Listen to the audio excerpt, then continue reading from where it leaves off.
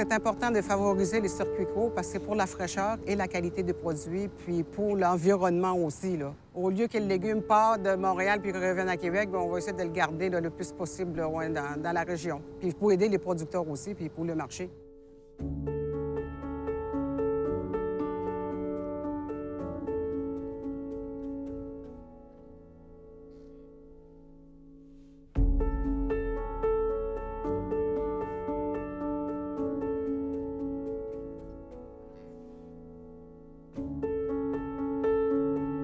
On l'a appelé pré parce qu'il y a producteur, restaurateur et éco-responsabilité.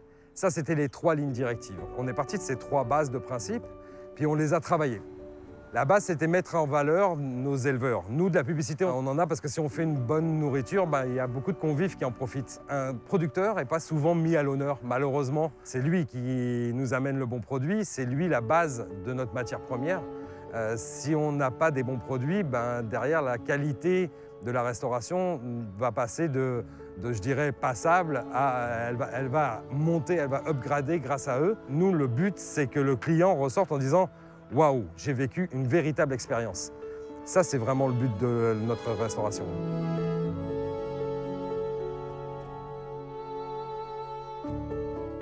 La base du pré, finalement, c'est de se dire pourquoi on laisse à une seule personne la connaissance. C'était de regrouper tout le monde. Donc on a créé cette table ronde, pas sans mal au démarrage, puisque ça demande un challenge, ça demande aussi de casser certaines habitudes. Comment on travaille chez Bouli, c'est vraiment des plats, je dirais, comfort food. Vraiment quelque chose de... les choses bien faites, tout est fait maison.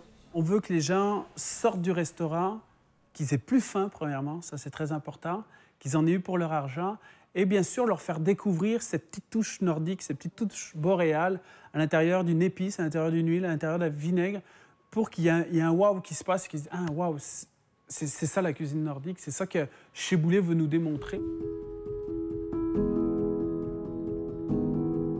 En tant que chef, on veut vraiment valoriser en fait les producteurs qui travaillent bien. On veut avoir les plus beaux produits dans nos cuisines et ça passe par une interaction avec le producteur. Ça passe par le fait qu'on veut qu'il le travaille un petit peu à notre manière. Puis c'est vraiment de créer aussi une discussion parce qu'on le voit lors des CA qu'on fait. Ben, il y a des attentes au niveau des producteurs, il y a des attentes au niveau des restaurateurs.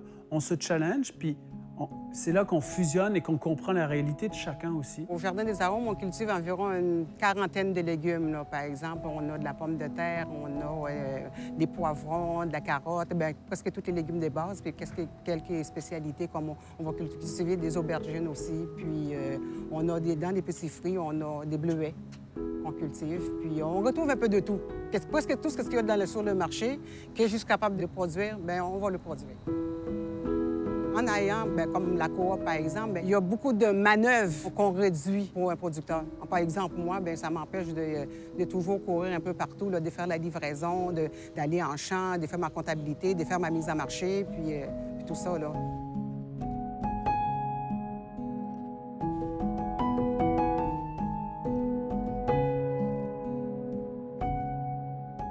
Pourquoi créer le pré en coopérative? Parce qu'on veut que ça soit aussi l'entreprise de tout le monde. On ne veut pas que ça soit qu'on soit seuls, les restaurateurs, à penser à quelque chose. On ne veut pas que les producteurs soient seuls à penser à quelque chose. C'était vraiment de se dire, la base de la coopérative, moi ça m'a toujours plu parce qu'on avance beaucoup plus vite. On a quelque chose qu'ensemble, on va devoir construire.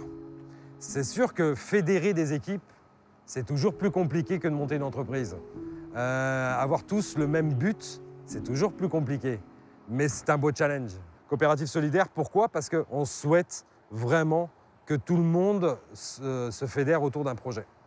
Puis tout le monde se le fasse vivre. On veut vraiment que ça soit une affaire d'équipe. C'est un travail de regroupement qu'on voulait faire, un travail de solidarité, d'aider des gens.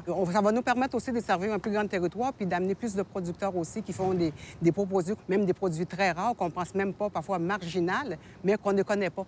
En fondant la coop, là, on peut aller chercher ces gens-là. En travaillant ensemble, mais je pense qu'on va mieux réussir que travailler seul.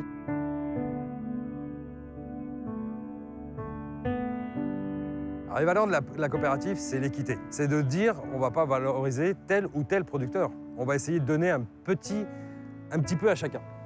Donc le petit producteur, il a sa place. Le petit producteur qui commence, il vient aussi.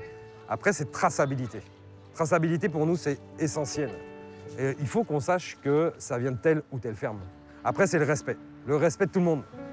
Le respect de tout le monde, le respect de travailler en équipe, de se dire ensemble on va arriver. Et puis après, c'était la santé. La santé, on veut des bons produits. Donc on parle de culture raisonnée, on parle de culture biologique.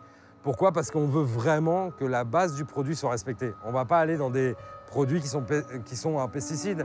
Je dirais, ce n'est pas notre but. Puis après, c'était saveur, fraîcheur, c'est les deux mots-clés. C'est toujours ce qu'on recherche dans tous nos restaurants. Après, il y a un autre volet, c'est l'éducation de nos enfants. C'est eux nos futurs clients. C'est eux nos futurs restaurateurs. C'est eux nos futurs producteurs. Donc là, on est vraiment parti de ça en se disant, mais si on veut que nos enfants ne mettent pas de pesticides en maximum puis emploient ça, il faut leur faire goûter la différence par la qualité du produit.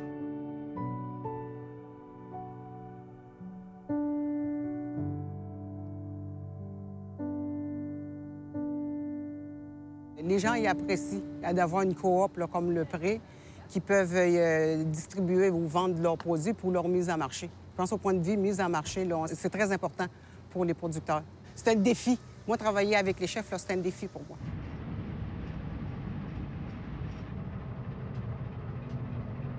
En tant que chef, de participer justement à une coopérative comme le Pré, ça fait qu'on a une certaine influence sur comment on voit les choses et comment on peut créer quelque chose d'unique, en fait, et de faire en sorte que tout le monde soit heureux.